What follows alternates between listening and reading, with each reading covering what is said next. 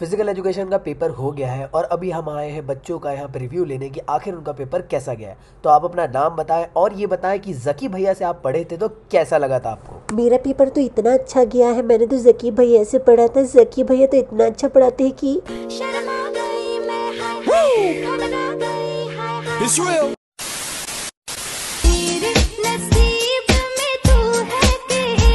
नहीं।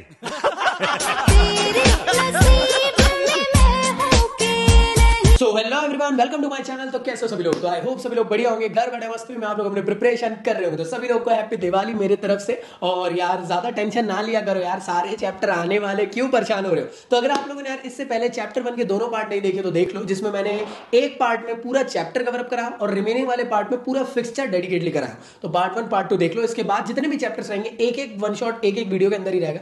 तो ये वाले वीडियो के अंदर पूरा कंप्लीट चैप्टर देखने वाले, सेकंड चैप्टर डिटेल वे में समझेंगे, चैप्टर या यूनिट जो कहना कह लो, क्लियर है। तो डिटेल में मैं कवर अप करने वाले हैं और इसी के साथ साथ मैं इस चैनल पे आप लोग को फिजिकल एजुकेशन के साथ साथ फिजिक्स भी पढ़ा रहा हूं। तो अगर आप लोग मेरे साथ फिजिक्स पढ़ना चाहते हो मीम मटेरियल के साथ, तो वन शॉट आप लोग के लिए अवेलेबल है यार। सलम सीरीज जाओ देख लो, मजा आ जाएगा। और चैनल को सब्सक्राइब मार लो, क्योंकि इस तरीके का मजेदार तगड़ा धांसू वाला कंटेंट मैं आप लोग के लिए रेगुलरली ला रहा हूं। साथ ही साथ मेरी खुद की बुक आ चुकी है, जिसकी वजह से मैं वीडियो लेट हो गए थे मेरे, तो उसके लिए मैं माफी चाहता हूं। बुक की सारी डिटेल्स आप लोग को आगे मिल जाएगी, जो बहुत तगड़ी बुक है तुम लोग के लिए। तो चलिए स्टार्ट करते हैं इस वीडियो को। तो वीडियो में आगे बढ़ने से पहले मैं आप लोगों को कहना चाहता हूं कि टेलीग्राम के चैनल को ज्वाइन कर लेना, इंस्टा पे मुझे फॉलो अप कर सकते हो, जो भी अच्छी क्लिप लगती है उसको आप लोग कट आउट करके मुझे टैग कर सकते हैं, मैं अपने स्टोरी में डाल के आपको शाउट आउट जरूर दूंगा इंस्टा पे। तो इसी के साथ साथ यार चलिए बढ़ते हैं आगे की तरफ इस वीडियो को और स्टार्ट करते हैं तगड़े वे में हमारे आज के इस चैप्टर को।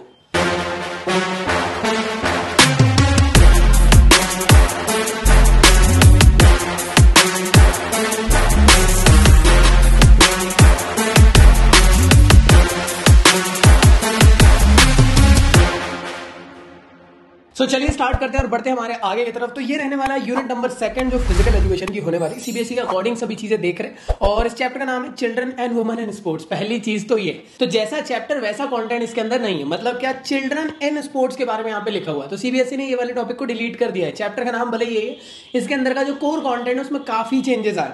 तो याद रखिएगा, ये चैप्टर अगर आप पुराने वीडियोस देखोगे तो आप लोग को दिक्कत हो जाएगी। न्यू वीडियोस देखो जो आप लोग के लिए ज्यादा बेनिफिशियल रहेंगे। और पुरानी बुक के अकॉर्डिंग मत पढ़ना, उसमें बहुत सारी बेफिजूल की चीजें आप लोग के लिए जो आप लोग के बिल्कुल काम की नहीं है। ठीक है जी। तो आगे बढ़ने से पहले अगर आप लोग चाहते हो कि यार एक न्यू सिलेबस के अकॉर्डिंग बुक पढ़ना, तो वो मैंने आप लोग के लिए लॉन्च कर दिया, मेरी खुद की बुक। तो इसमें मैं खुद ऑथर हूं, आप लोग इसको परचेज कर सकते हो नोशन प्रेस के थ्रू। तो लिंक डिस्क्रिप्शन में गिवन है, वहां पे आपको यार ये सेल में मिलने वाली 280 रुपीज की। और कोड यूज कर लेना दिवाली। आप लोग जैसे जाकर देखोगे तो वहां प्राइस आप लोग को ज्यादा दिखेगा। जब आप लोग परचेसिंग में जाओगे वहां कोड मांगता है, तो दिवाली कोड यूज कर लेना।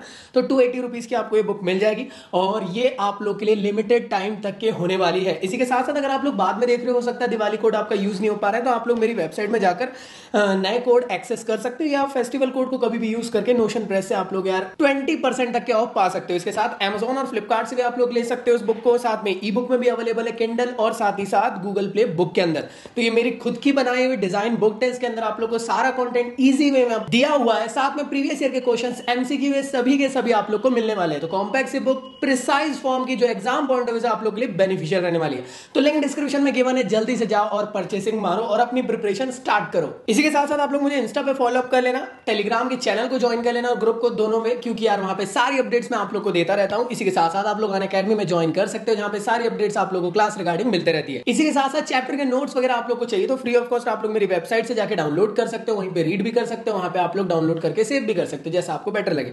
तो लिंक डिस्क्रिप्शन में गिवन है, वहां से जाइए।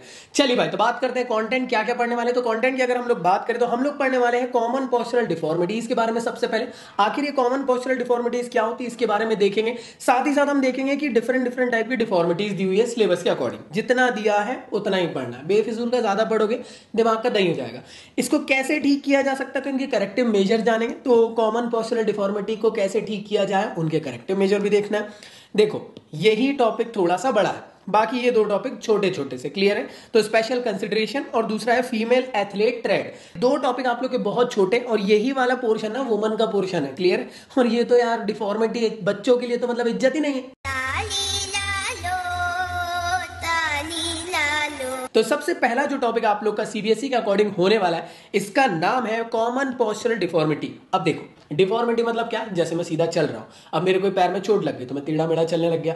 मेरी एक टांग नकली है, मैं हॉकी का बहुत बड़ा खिलाड़ी था। मतलब ये किस्म की डिफॉर्मिटी होगी। तो हमें कुछ कॉमन पोस्चरल डिफॉर्मिटी, जो कॉमन टाइप की रहती है ना पोस्चर के अंदर डिफॉर्मिटी, उनके बारे में जान। तो एक एक करके समझते हैं। इसमें जो सबसे पहला और इंपॉर्टेंट है एग्जाम पॉइंट ऑफ व्यू से ज्यादातर वही पूछेगा, वो है आप लोग का स्पाइनल कर्वेचर।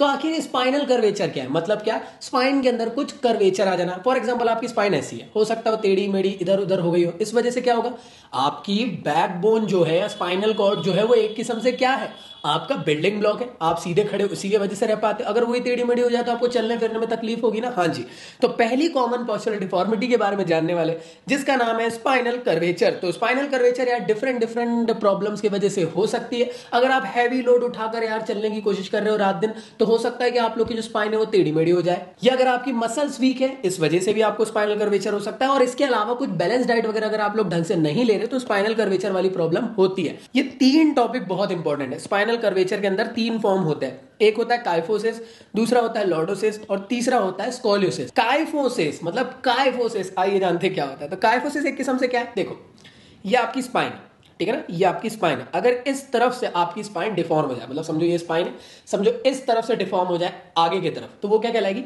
काइफोसिस। देखो स्पाइन ऐसी होनी चाहिए थी, लेकिन इस तरफ में ये बैंड हो चुकी है। आपने देखी होंगे यार, दादी अम्मा लोग रहती है जो विलेज वगैरह में ज्यादातर रहती है, वो झुककर चलती। कभी आप लोगों ने ऑब्जर्व करे, कितनों ने ऑब्जर्व करे, पॉज करके कमेंट बॉक्स में बताओ। तो उनको ना काइफोसिस वाला प्रॉब्लम रहता है, उनकी स्पाइनल कर्वेचर आगे की तरफ हो जाती है। क्लियर है, इधर से क्लियर है यहाँ तक के।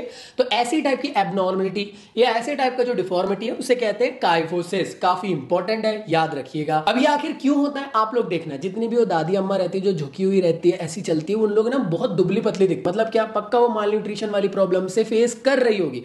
तो याद रखना काइफोसिस ज्यादातर माल न्यूट्रिशन की वजह से होता है, या फिर हो सकता है कि यार बहुत हैवी लोड वगैरह कैरी करके जाया करते हो उस वजह से हो सकता है। जैसे आप लोगों ने देखे होंगे आपके घर के आजू बाजू में सब्जी भाजी वाली आंटी लोग आती है, वो बहुत हैवी वेट लोड कैरी करते हुए आती है ना, हाँ यार, तो उस वजह से भी हो सकता है। वीक मसल्स वगैरह है तो उसकी वजह से भी हो सकता है। और कैसे इसको ठीक किया जा सकता है, तो देखो एग्जाम में एक चीज याद रखना है, जिस भी टाइप के आप लोग डिफॉर्मिटी पढ़ रहे हो उसका योगासन के नाम याद कर लेना। क्लियर है कि उसको कौन से योगा के आसन से ठीक कर सकते हैं। तो आप लोग धनुरासन के थ्रू यार काइफोसिस जैसी प्रॉब्लम को ठीक कर सकते हो। इसके अलावा अगर आप लोग पिलो बैक में रखकर सोगे तो ये ठीक हो जाएगा। तो इस तरीके से होता है काइफोसिस। आई होप आप लोग को क्लियर हो गया। अगला है लॉर्डोसिस। तो लॉर्डोसिस क्या है, देखो काइफोसिस में यहां से बैंड हुआ था, लॉर्डोसिस में आपकी स्पाइन यहां से लंबर रीजन से बैंड हुई। अगर आपने तारक मेहता के उल्टा चश्मा में अगर आप लोगों ने बागा कैरेक्टर को देखे होंगे तो उसमें उसको लॉर्डोसिस वाला प्रॉब्लम रहता है, मतलब इस तरफ से बैंड हो जाना आपकी स्पाइन। आई होप यहां तक क्लियर है। अब ये कैसे होता है, अगर आपका मसल्स का डेवलपमेंट सही तरीके से नहीं हुआ या मोटे लोग हैं तो उसके वजह से। आप देखते हो मोटे लोग ऐसे चलते हैं, पेट उनका सामने रहता है, आया ना। आई होप आप लोगों को समझ में आ रहा है मैं क्या समझा रहा हूं। तो ऐसे लोगों को ना लॉर्डोसिस वाला प्रॉब्लम हो जाता है, क्योंकि उनकी स्पाइन बार बार ऐसी हो जाती है। क्योंकि ऐसे लोगों को यार स्पाइनल कर्वेचर हो जाता है, और किस टाइप का, लॉर्डोसिस फॉर्म का। तो अब बात करते हैं कि क्या क्या रेमेडी हो सकती है इसकी। तो रेमेडी की अगर बात करें तो यार अगर आप इसको सिटअप्स वगैरह करोगे तो ये ठीक हो सकता है, हलासन परफॉर्म करोगे तो इसको आप ठीक कर सकते हो। अगली चीज है स्कोलियोसिस। देखो लॉर्डोसिस और काइफोसिस जो था उसको आप लोग, जैसे ये इंसान तो टेढ़ा होकर जब देखोगे तो ये काइफोसिस था और ये लॉर्डोसिस था, ठीक है ना। स्पाइन इधर से बैंड हो रही है तो लॉर्डोसिस, इधर से बैंड हो रही है तो काइफोसिस। एग्री करते हो। अब थोड़ा दिमाग लगाना, इंसान बैक होकर खड़ा है, ठीक है ना, मैं पीछे होकर खड़े हो जाऊं तो मेरी जो स्पाइन है वो एस टाइप की हो जाए, मतलब कुछ इस तरीके से। देखो स्पाइन सीधी रहनी चाहिए थी पीछे से जब देखो तो, लेकिन वो लेटरल शिफ्ट हो गया, समझ में आया। हो सकता है ये इधर खसक गया, ये इधर खसक गया, तो इसे कहा जाता है एस शेप या फिर साइडवे कर्वेचर। ये काफी इंपॉर्टेंट है, एग्जाम में पूछा जाता है कि स्कोलियोसिस क्या है, तो आपको ये याद रखना है कि लेटरल डायरेक्शन में आपकी स्पाइन शिफ्ट हो जाती है, और इसे एस शेप कर्वेचर वाली डिफॉर्मिटी या साइडवे कर्वेचर डिफॉर्मिटी भी कहते हैं। अब ये कैसे होती है, हो सकता है यार किसी के पैर छोटे बड़े रह गए हो। क्या अबे साले, जब मैं पैर की बात कर रहा था, ठीक है जी, तो हो सकता है उनके पैर छोटे बड़े रह गए, उस वजह से ऐसे से चलेंगे ना, तो इस वजह से क्या होगा, अलग अलग पैरों में अलग अलग प्रेशर आ रहा है, तो जो आपकी स्पाइन है वो टेढ़ी मेढ़ी हो सकती है ना, मतलब क्या हो जाएगा, उसमें डिफॉर्मिटी आ जाएगी ना। एग्री करते हो कि नहीं, पैरालिसिस हो गया फॉर एग्जांपल इतने पोर्शन में, तो उस वजह से भी हो सकता है। तो कैसे इसे हम लोग ठीक कर सकते हैं, तो हम लोग अगर स्विमिंग करेंगे तो इसको ठीक कर सकते हैं, ठीक है ना। ये क्या लिखा है यहाँ पे, स्विम भाई, मतलब ये सालमन भाई का भाई नहीं है, मैं आ जाऊं क्या अपनी पर, स्विमिंग लिखा होगा यहाँ पे, गलती हो गई है। तो अगर आप लोग यार स्विमिंग वगैरह करते हो तो इसको ठीक कर सकते हो। तो यहां तक कि आप लोग की स्पाइनल कर्वेचर 3 टाइप की थी, हम लोगों ने कवर अप कर लिया। अब बढ़ते हैं दूसरे टाइप की डिफॉर्मिटी। दूसरे टाइप की डिफॉर्मिटीज का नाम है नॉकनी। नॉकनी में क्या होता है, जो नीज रहते हैं एक दूसरे को नॉक नॉक करते। क्लियर है यहाँ तक के? देखो जैसे आपके पैर ऐसे होने चाहिए थे, लेकिन नीज की तरफ से ये अंदर की तरफ हो गए, इसे कहा जाएगा नॉक नी वाला इशू। नीज एक दूसरे से चिपक रहे, आप चेक करना जरा खड़े होके आईने में, आप दोनों पैर को करीब रखना फिर चेक करना। तो अगर आप लोग को ऐसा आता है तो वो नॉक नी वाला प्रॉब्लम आपके अंदर कहलाएगा। अब ये कैसे हो जाता है? अगर आप लोग ढंग से बैलेंस डाइट कंज्यूम ना करो तो हो जाएगा। विटामिन डी की कमी की वजह से हो जाएगा, कैल्शियम की कमी की वजह से हो जाएगा, और फास्फोरस की कमी की वजह से हो जाएगा। तो ये चीज याद रखना। कैसे ठीक कर सकते हैं? देखो यार, अगर आप बीच में पिलो रखकर सो जाओगे तो भी ठीक हो जाएगा, या फिर अगर आप लोग पद्मासन या फिर गौमुख आसन परफॉर्म करते हो तो नॉक नी वाले प्रॉब्लम को ठीक कर सकते हो। तो नेक्स्ट है आप लोग का बो लैग। अब ये बो लैग क्या है? देखो नॉक नी में नीज करीब आ गए थे, बो लेग्स जो है उसका अपोजिट है, मतलब क्या है, नीज जो है वो दूर हो जाएंगे। मतलब कुछ इस तरीके से नीज आपके सीधे होने चाहिए थे, ये वाले पोर्शन से दूर ही हो गई। क्लियर है यहाँ तक के? तो नॉक नी के अपोजिट में होता है बो लैग। आप कौन? कहाँ लगाया फोन? आपका क्या नाम है? हमसे क्या काम है? अब बात करते हैं कि आखिर ये कैसे हो जाता है। तो यार अगर आप लोग की बॉडी के अंदर कैल्शियम फास्फोरस की डेफिशिएंसी होगी तो ये प्रॉब्लम हो सकता है, और साथ ही साथ इसकी रेमेडी क्या है? विटामिन डी, या फिर मैं कह सकता हूँ मोटे मोटे हिसाब से याद रखना, बैलेंस डाइट कंज्यूम करोगे तो आप लोग इसको ठीक कर सकते हो। छोटे बच्चे जब रहते हैं उनको चलना नहीं आता है, आपने देखा होगा उनको ऐसे उठाने की कोशिश करना, तो उनको ना बचपन में बो लैग वाला सबको इशू रहता है, क्योंकि उस टाइम पे आपके जो पैर रहते हैं उतने स्टेबल नहीं रहते, तो वो क्या करते हैं, दूर होने की कोशिश करते हैं। देखो पैर ऐसे हो जाते हैं। छोटे बच्चों को चेक, कितने के यहाँ छोटे बच्चे हैं, खुद के नहीं भाई,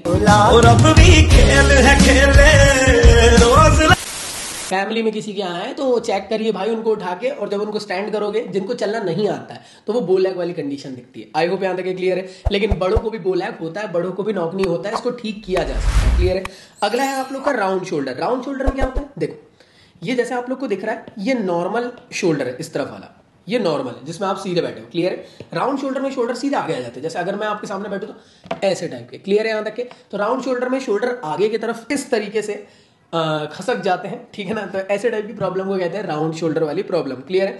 तो ये किस्म का पोस्चरल डिफॉर्मिटी है। अगर आपके घर में किसी को राउंड शोल्डर वाला प्रॉब्लम है तो आपको भी हो सकता है, तो ये हेरिडिटी वाला होता है, याद रखिएगा। और जो आज के टाइम में छपरी बॉयज रहते हैं जो चिपके टाइप के कपड़े पहनते हैं, इतने चिपके हुए कपड़े के मतलब समझो चमड़ी की जगह उनके कपड़े ही पहने हैं, हमें छपरी।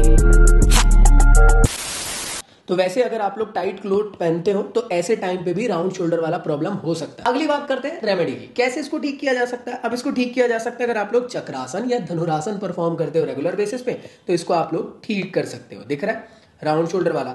ज्यादातर आप लोगों ने इसमें भी ऑब्जर्व करेंगे जिसकी हाइट बहुत लंबी रहती है, आपकी क्लास में देखना कोई हो सकता है जिसकी आपकी नहीं, मतलब जिसकी क्लास में बहुत ज्यादा लंबी हाइट है, वो बहुत दुबला पतला, वो ऐसा झुक के चलता देखे होंगे। आपकी क्लास में कौन है, उसका स्कूल का नाम और उसका नाम कॉमेंट बॉक्स में लिखो अभी।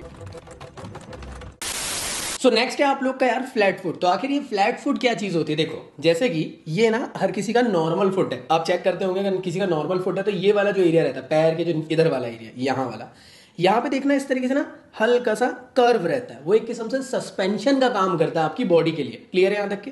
तो जो नॉर्मल फुट है वो कुछ इस तरीके से दिखता है, लेकिन जिनको फ्लैट फुट वाला इशू रहता है उनका जो फीट है वो एकदम सीधा रहता है इस तरीके से, कोई भी टाइप का यहाँ कर्वेचर प्रेजेंट नहीं रहता है, वो कहलाता है फ्लैट फुट। अरे जैसे आप लोग जानते होंगे ना, वो घर में नई दुल्हने आती है तो वो पैरों में ऐसा छप छप करके उनको चलाते हैं, तो उससे आप चेक कर सकते हो उनका फ्लैट फुट है कि नहीं। कैसे कर सकते हो? आप उनको मतलब पैर डुबाइएगा, मतलब वो खुद डुबा लेगी तो फिर जब चलेगी इस तरीके से टाइल्स में, तो अगर उनके पैर कुछ इस तरीके से बन रहे, मतलब कि क्या सिर्फ ये वाला पोर्शन और उंगलियां दिख रही है, तो समझ आना वो नॉर्मल फिट है उनका। और सोचना कि अगर जिनका फिट पूरा इस तरीके से दिख रहा है, उसे गोल गोल दिख रहा है, वो है फ्लैट फिट। क्लियर है यहाँ तक के? तो ये चीज याद रखिए, बहुत ज्यादा इंपॉर्टेंट है ये। तो फ्लैट फुट एक किस्म का कॉमन पोस्चरल डिफॉर्मिटी है। अगर आप लोग का वेट ज्यादा है, ज्यादातर मोटे लोगों का फ्लैट फुट वाला प्रॉब्लम रहता है, जहां पे इस तरीके से ना कर्वेचर आपकी बॉडी के पैरों में नहीं बन पाता है, तो ये काफी सारे लोगों को होता है। मेनली ना जो छोटे बच्चे रहते हैं ना, जो बचपन में बहुत मोटे ताजे रहते हैं, उनका पैर चेक करना, उनको भी फ्लैट फुट वाला इशू रहता है, और जो आगे जाके जो मोटे ताजे हो जाते हैं उनको भी हो जाता है। तो ये बहुत ज्यादा प्रॉब्लमैटिक है, चलने में बहुत तकलीफ होती है, पैरों में बहुत दर्द होता है। क्यों? क्योंकि यहाँ पे बॉडी में जो सस्पेंशन के लिए इस तरीके से कर्व यूज मतलब बना हुआ है, वो नहीं यहाँ पे रोल प्ले कर पा रहे हैं, तो होगा क्या, पूरा प्रेशर इसमें आएगा, और इस वजह से कई बार क्या होता है, हड्डियां तक की भी क्रैक हो सकती है। तो ये एक मेजर इशू है, अगर किसी को है तो वो ठीक कर लीजिए इसको, तो ज्यादा बेनिफिशियल आप लोग के लिए रहेगा। अब इसको कैसे ठीक किया जा सकता है? तो एक किस्म से जैसे आपका पैर इस तरीके से रोलर को आगे पीछे चलाओ तो कर सकते हैं, या जैसे आपका पैर है तो जो आपके ये देखो, ये दो आप लोग को इससे पकड़ के ना, जो रहते हैं ना मार्बल्स रहते हैं, कंचे रहते हैं, उसको उठा के ऐसे ऐसे मतलब कटोरी में डालो तो ठीक हो सकता है। तो 2-3 एक्सरसाइज है जिसके थ्रू हम लोग यार इसको ठीक कर सकते हैं। अब आगे बात करते हैं कि आखिर काइफोसिस को कैसे ठीक कर सकते हैं। तो काइफोसिस को अगर आपको ठीक करना है तो आपको देखो, काइफोसिस में क्या था, स्पाइन इधर। देखो जब भी आप लोग किसी के भी लिए एक्सरसाइज कर रहे हो, किसी भी टाइप के कॉमन पोस्चरल डिफॉर्मिटी का, जिस तरफ डिफॉर्मिटी उसके अपोजिट में एक्सरसाइज कराओ ठीक हो जाएगा। अब देखो ये आपकी स्पाइन थी, यहां से बेंड हो गई थी, अगर आपको इसको सीधा करना है तो क्या करना पड़ेगा, ऐसी एक्सरसाइज करो जो पीछे की तरफ ले जाए आप। क्लियर है? तो काइफोसिस में आप आगे झुक गए, आपको ऐसी एक्सरसाइज करना है जो आपको पीछे ले जाए। देखो जरा, ये हम लोग पोल पे इस तरीके से लटक गए और हमारी बॉडी को इस तरीके से कर्व देने की कोशिश कर रहे हैं। तो इससे क्या होगा, हम ज्यादा से ज्यादा पीछे जाएंगे, ठीक हो जाएंगे। ये वाला आसन कर रहे हैं जिसकी वजह से ठीक हो सकता है। इसके साथ साथ देखो इस टाइम हम लोग चेयर में बैठकर इस तरीके से कर्व, मतलब ऐसे एकदम सोने की कोशिश कर तो ठीक हो सकते हैं। इसका सबसे बेस्ट जो एग्जांपल है वो है सुपरमैन पोज। तो सुपरमैन पोज में क्या होता है, इस तरीके से आपको लेटना है, दोनों पैरों को और दोनों हाथों को इस तरीके से आप लोग को करना है। फिर दोनों हाथों को ऐसे उठाना है, दोनों पैरों को एक टाइम में। क्लियर? ऐसे फिर ऐसे। तो इससे ना आपका ये धीरे धीरे करके प्रॉब्लम ठीक हो जाएगा। ये अगर आप चाहो तो इसका बेस्ट सॉल्यूशन क्या है, वो है आप लोग का यार cobra pose. Cobra pose yoga के अंदर किसको कहते हैं, कमेंट बॉक्स में बताओ। इसी तरीके से आप लोग जिम में यार, जिम पिलो होती है इस तरीके से, उसको यूज कर सकते हो और इसके थ्रू भी ये ठीक हो जाता है। क्लियर है? या फिर अगर आप लोग सो रहे हो, सोते टाइम आप लोग बैक में एक पिलो यूज करके सो जाओ तो ये धीरे धीरे करके ठीक हो जाएगा। आई होप यहां तक क्लियर है। अगली बात करते हैं exercise related to the lordosis. Lordosis में क्या था, आप पीछे खसक चुके थे, आपको क्या करना है, सीधा होना है। तो क्या करना पड़ेगा, ऐसी एक्सरसाइज जिसमें आप आगे आ सको।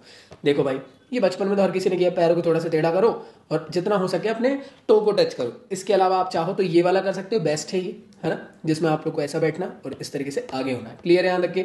इसके अलावा अगर आप लोग चाहो तो ये वाली एक्सरसाइज भी कर सकते हो। मैं कुछ चुनिंदा बता रहा हूँ जो आपको याद रहनी चाहिए, ज्यादा इंपॉर्टेंट है। ये वाली एक्सरसाइज कर सकते हो। क्यों? अब आप बोलोगे भैया पैरों को आगे क्यों लेकर आ रहे, स्क्वीज क्यों कर रहे? देखो ध्यान देना, लंबर रीजन से हमारा स्पाइन अंदर हो गया था, यही वाले रीजन को अगर हम लोग स्क्वीज करें, देखो यहां ऐसा हो चुका है, तो हम क्या कर रहे हैं जानबूझ के कि इसको और ऐसा करने की, जिससे कि नॉर्मल हो सके। समझ में आ रहा है? फिजिकल एजुकेशन में अपने पॉइंट ऑफ व्यू से लैंग्वेज लिखकर आना है। किसी भी तरीके से आप लोग को ये नहीं सोचना कि कोई टेक्निकल टर्म लिखना है, आपको एक डायग्राम बनाना है और समझा देना है कि ये एक्सरसाइज है, खत्म कहानी। इट डजंट मीन कि आपको इनके सबके नाम याद करना है, एक्सरसाइज क्या है। समझ में आ रहा है मेरी बात?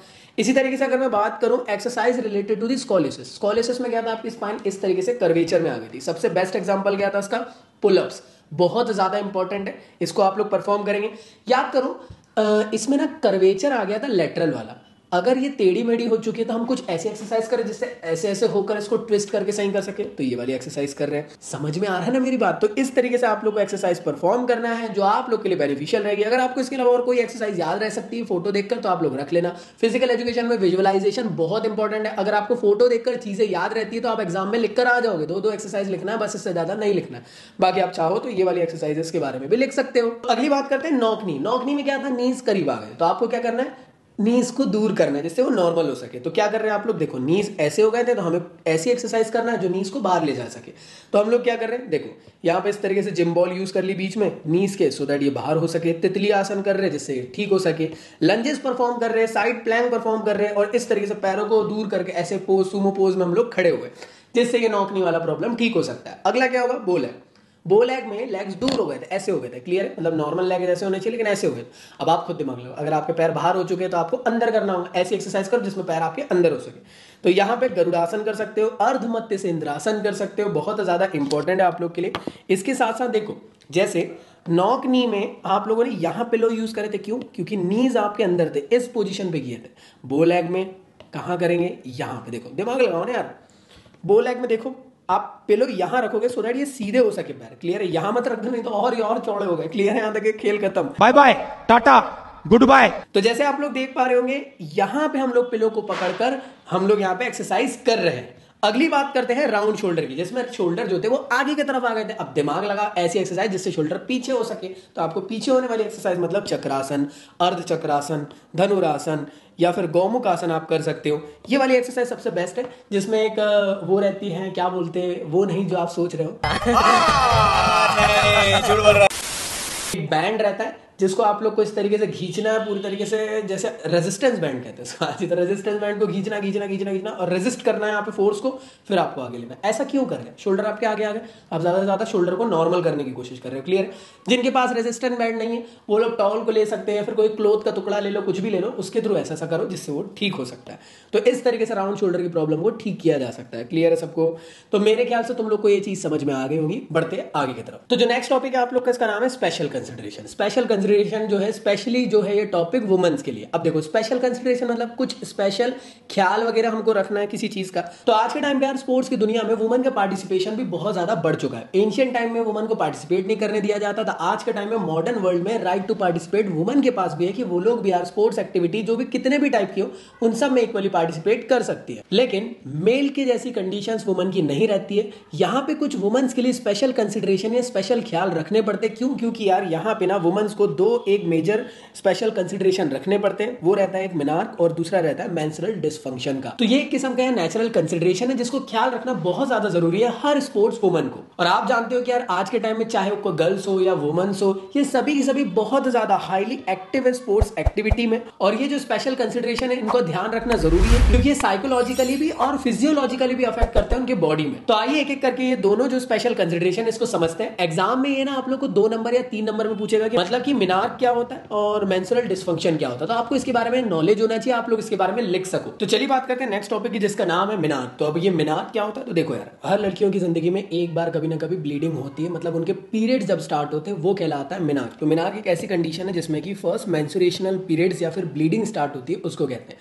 अब ये लगभग 1 नंबर या 3 नंबर में आ सकता है। इसमें आप लोग को अच्छे से लिखना पड़ेगा, ये काफी ज्यादा इंपॉर्टेंट टॉपिक है। एक चीज याद रखना, मेनार्क की जो कंडीशन है ये चेंज हो सकती है, मतलब वरी कर सकती है। जो गर्म जगह रहती है वहां पे यार मेनार्क जो है वो जल्दी आता है, और जो ठंडी जगहें रहती है वहां पे ना मेनार्क वाली सिचुएशन थोड़ी सी लेट स्टार्ट होती है। और एक चीज याद रखिएगा, जो ये पीरियड्स या फिर ब्लीडिंग स्टार्ट होना जो फर्स्ट टाइम होती है वो डिफर भी कर सकती है एज वाइज एज। तो ये एक किस्म से यार प्रैक्टिकली मतलब ये नहीं कह सकते कि यार इस स्पेसिफिक एज में ही होगा। क्लियर है यहाँ तक के? तो ये डिफर हो सकता है, इसके बारे में आपको याद रखना पड़ेगा। काफी ज्यादा इंपॉर्टेंट ये फिनोमेना।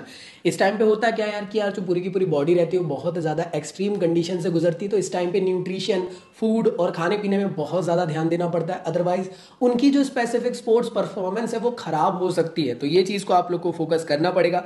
तो अगर नॉर्मल फंक्शनिंग रखना है तो न्यूट्रिशन एलिमेंट वगैरह लेना बहुत जरूरी है, बहुत ज्यादा इंपॉर्टेंट ये टॉपिक हो जाता है। तो लगभग 1 से 3 नंबर का ये क्वेश्चन बन सकता है। इसके बारे में आप लोग सफिशिएंटली लिख लेना, डोंट वरी, ज्यादा आप लोग को टेंशन नहीं लेना है। याद रखना मेनार्क की जो कंडीशन है ये जेनेटिकली भी बहुत ज्यादा रिलेट करती है, और इसी के साथ साथ एनवायरमेंटल फैक्टर के अकॉर्डिंग या बायोलॉजिकल फैक्टर के अकॉर्डिंग भी ये डिफर हो सकती है। तो ऐसे कंडीशन के टाइम में जो स्पोर्ट्स वुमन रहेगी या स्पोर्ट्स गर्ल रहेगी उनको बहुत ज्यादा खुद का ख्याल रखना जरूरी है, अदरवाइज आगे जाके उनके साथ प्रॉब्लम हो जाएगी और उनकी जो स्पेसिफिक स्पोर्ट्स परफॉर्मेंस है वो खराब हो सकती है। नेक्स्ट टॉपिक है आप लोग का मेंस्ट्रुअल डिसफंक्शन। इसका मतलब क्या कि यार जो पीरियड्स आते हैं वुमन को होते हैं, या फिर मैं कह सकता हूं कि यार मेंस्ट्रुअल साइकिल जो होते हैं हर महीने उसमें एबनॉर्मलिटीज आ जाना। क्लियर है? जो रेगुलर यार 1 मंथ में होने चाहिए था वो नहीं हो पा रहे, गैप आ गए, इस टाइप का जब प्रॉब्लम क्रिएट होता है तो उसे कहते हैं मेंस्ट्रुअल डिसफंक्शन। तो अगर मेंस्ट्रुअल डिसफंक्शन किसी को होता है तो यार वो वुमन जो रहती है स्पेसिफिकली उनको हेडेक का प्रॉब्लम होता है, बैक पेन होने लग जाता है, फैटिग होता है, क्रैम्प्स आने लग जाते हैं और हमेशा थकी थकी उन लोग को लगता है। अब इस प्रॉब्लम की वजह से क्या उनके फिजिकल परफॉर्मेंस में प्रॉब्लम आती है? जी हाँ, फिजिकली परफॉर्मेंस में तो प्रॉब्लम आती है, साथ ही साथ उनके साइकोलॉजिकल प्रॉब्लम्स भी यहां से निकल कर आ जाते हैं। तो इस टाइम पे यार बहुत ज्यादा केयर करनी जरूरी है। अगर ये प्रॉब्लम हो रहा है तो उसको ठीक करना जरूरी है, अदरवाइज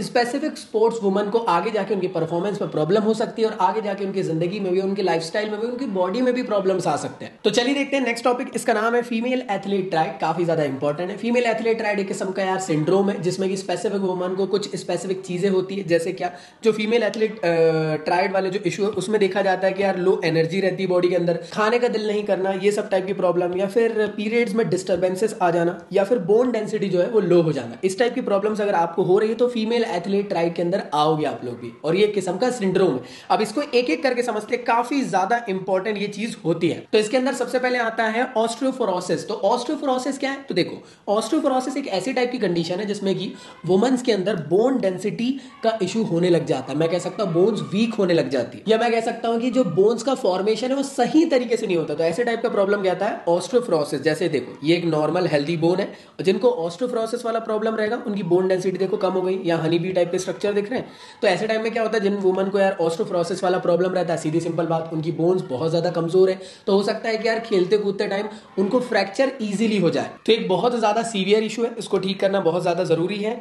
और आज के टाइम पे यार मेजॉरिटी ऑफ वुमन इस टाइप की प्रॉब्लम्स को यार सफर करती है, तो इस पे ख्याल रखना जरूरी। आइए जानते हैं कि ये प्रॉब्लम होती कैसी है। तो यार ये प्रॉब्लम हो जाती है जब बॉडी के अंदर लो एस्ट्रोजन लेवल होता है। एस्ट्रोजन लेवल एक किस्म से वुमन के अंदर जो उनके हार्मोन्स रहते हैं उसके बारे में बात हो रही है। अगर प्रॉपर न्यूट्रिशन नहीं ले पा रहे हैं तो इसके वजह से भी ये प्रॉब्लम हो सकता है। कैल्शियम का इंटेक नहीं है ढंग से तो भी ये प्रॉब्लम हो सकता है। और याद रखिएगा ये इतना टर्मोलॉजी टफ वाला लिखने की जरूरत नहीं, बोन डेंसिटी अगर लॉस होने लग जाए तो ये प्रॉब्लम हो सकता है, ऐसा लिख देना, खत्म कहानी। अब इसको कैसे ठीक कर सकते हैं, अगर आप लोग एक बैलेंस डाइट कंज्यूम करते हो तो इसको ठीक कर सकते हो। कैल्शियम अगर आप लोग अपनी डाइट में कंज्यूम करना चालू कर देते हो इसको ठीक कर सकते हो। आप लोग सनलाइट के थ्रू विटामिन डी को कंज्यूम करना चालू करो, या आप लोग सप्लीमेंट ले सकते हो मल्टीविटामिन, तो इसको ठीक कर सकते हैं। रेगुलर चेकअप कराना चाहिए सो दैट यार ऑस्टियोफ्रोसिस के बारे में हम लोग यार हमेशा मॉनिटर करते रहे कि कितना ये ठीक हो रहा है। फिजिकल एक्टिविटीज में यार ज्यादा से ज्यादा इंडल्ज होने की बहुत ज्यादा जरूरत है। वुमेन्स को हमेशा अवॉइड करना चाहिए बैड हैबिट्स को, कैसे टाइप की, अल्कोहल, स्मोकिंग, इन सब चीजों की, इसके वजह से भी ये प्रॉब्लम होती है। अब जो नेक्स्ट आप लोग देखने वाले फीमेल एथलीट राइट के अंदर वो रहने वाला है एमेनोरा। हो सकता है कि यार मैं प्रोनाउंसिएशन गलत कर रहा हूं क्योंकि बायोलॉजी की टर्मिनोलॉजी है, तो अगर गलत हो रहे तो I am really sorry for that. अब ये एमेनोरा क्या चीज है, देखो कोई एक स्पेसिफिक वुमन है, वो बहुत ज्यादा इंटेंस एक्सरसाइज कर रही है, रात दिन कर रही है, बहुत ज्यादा एक्सरसाइज। अब आप जानते हो कि जितनी एक्सरसाइज करोगे उतना आप लोग को कैलोरी इंटेक करना भी जरूरी है, तभी तो आपकी बॉडी यार हेल्दी रहेगी।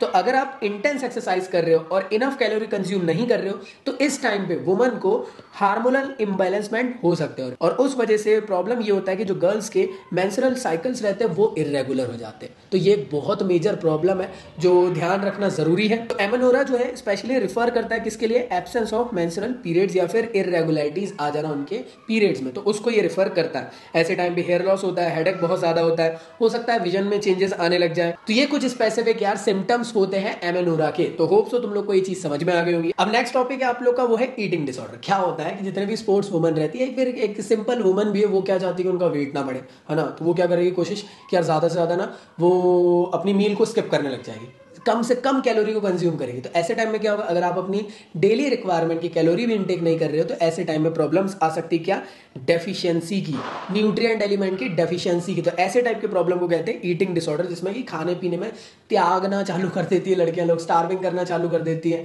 तो ऐसे टाइप की जो प्रॉब्लम निकल के आती है उसे कहा जाता है ईटिंग डिसऑर्डर। जैसे कि आप सभी लोग जानते हो यार, कोई भी एक स्पोर्ट्स वुमन है, अब उसको अपनी परफॉर्मेंस को बेटर बनाना तो क्या करना होगा, उनको अपने वेट को लॉस करना पड़ेगा, एक हेल्दी वेट में आना पड़ेगा। तो कई बार क्या करती है ना लड़कियां लोग या फिर जो फीमेल्स लोग हैं, एक गलत ट्रैक को आजमा कर अपने वेट को लॉस करने की कोशिश करती है। कैसे, एक तो ऐसे टाइम पे यार proper enough amount of food consume नहीं करती है, और ऐसे टाइम में प्रॉब्लम निकल के आता है ईटिंग डिसऑर्डर का। और पर्टिकुलरली यार ये एक सीरियस डिसऑर्डर है जिसके अंदर दो चीज है। तो पहला है आप लोग का एनोरेक्सिया नर्वोसा और दूसरा है बुलिमिया नर्वोसा। ये दो काफी ज्यादा इंपॉर्टेंट है। एनीमिया के बारे में मेरे ख्याल से बताने की जरूरत नहीं, तुम लोग सब लोग जानते हो। कमेंट बॉक्स में मुझे बताओ जरा एनीमिया क्या चीज होती है, कमेंट बॉक्स में बताइए, क्लास 10th में आप लोगों ने पढ़े होंगे। तो आइए जानते हैं एनोरेक्सिया नर्वोसा क्या चीज। तो एनोरेक्सिया नर्वोसा एक ऐसे टाइप का ईटिंग डिसऑर्डर जिसमें लड़कियों को लगता है हम तो बहुत मोटे और एक काम करते, खाना पीना त्यागना चालू कर देते, मतलब क्या, स्टार्विंग करना चालू कर देते, मतलब क्या, जो स्पेसिफिक उनका बॉडी वेट है उससे अंडर होने की कोशिश करते हैं, मतलब अंडर बॉडी वेट की कंडीशन में आने के लिए वो लोग क्या करेंगे, कोशिश करेंगे कि यार आज नहीं खाना खाते, स्टार्विंग कर देते, उपवास रख लेते हैं, या फिर कुछ ज्यादा ही एक्सरसाइज कर रहे हैं, कम खा रहे हैं लेकिन ज्यादा एक्सरसाइज कर रहे हैं। तो ऐसे टाइप का जो प्रॉब्लम है वो एनोरेक्सिया नर्वोसा के अंदर आता है, और ये कहलाता है ईटिंग डिसऑर्डर का एक टाइप। दूसरा टाइप जो होता है उसमें क्या होता है, जो फीमेल रहती है वो लोग क्या करती है, खा तो लेगी बढ़िया, फिर उसके बाद वोमिटिंग कर देगी। इससे क्या हुआ, उनके जो भी खाया उनने वो यार अब डाइजेस्ट नहीं हो पाया तो यार उनकी बॉडी में लगा नहीं, मतलब वो उनका वेट गेन नहीं होगा।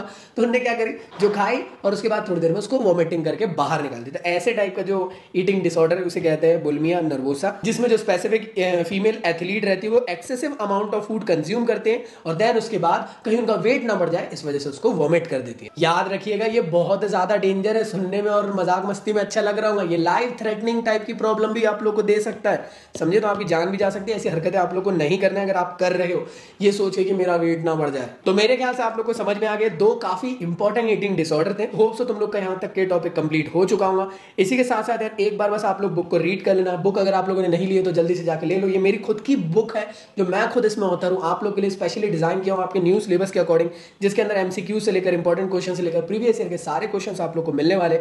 इजी लैंग्वेज में आप लोग के लिए मैंने पूरा चैप्टर लिख कर दिया हूँ। तो आप लोग क्या करो, ये चैप्टर आप लोग एक बार बुक से पढ़ लो, वीडियो तो देख लिए, इसके बाद मेरी गारंटी कि आप लोग को कोई नहीं रोक सकता फुल आउट ऑफ फुल लाने के लिए। तो अभी सेल चल रहा है, 280 रुपीज की आपको मिल जाएगी बाय यूजिंग दिवाली कोड। जैसे आप लिंक ओपन करोगे तो तुरंत नहीं दिखेगा, जैसे पेमेंट में जाओगे वहां कोड यूज करना और आप लोग को इतने की बुक मिल जाएगी। इसी के साथ साथ यार आप लोग अगर Amazon से चाहो तो वहां से भी ले सकते हो, फ्लिपकार्ट से भी ले सकते हो, ई बुक में आप लोग चाहो तो ले सकते हो, गूगल और किंडल दोनों में। तो होप सो आप लोग को आज का वीडियो काफी ज्यादा बेनिफिशियल लगा होगा, आप लोगों ने सारे के सारे टॉपिक को अच्छे से समझ लिए होंगे। इसी के साथ साथ यार अगर आप लोग चाहते हो अपनी घर बैठे तगड़ी प्रिपरेशन करना तो आप लोग अनअकैडमी के साथ कर सकते हो, जहां पे अनअकैडमी आप लोग को यार अप टू 25 से 30% तक ऑफ दे रहा है बाय यूजिंग दिस कोड। तो इस कोड को यूज करें और अनअकैडमी के सब्सक्रिप्शन में आप लोग को यार ज्यादा से ज्यादा डिस्काउंट मिल जाएगा और आप लोग अपनी घर बैठे प्रिपरेशन स्टार्ट कर सकते हैं। सिंपली आप लोग मेरा कोड ZAKI भी यूज कर सकते हो, जिसमें आप लोग को स्पेशल डिस्काउंट मिल जाएगा जो दिवाली के टाइम अभी ऑफर चल रहा है उसके अकॉर्डिंग।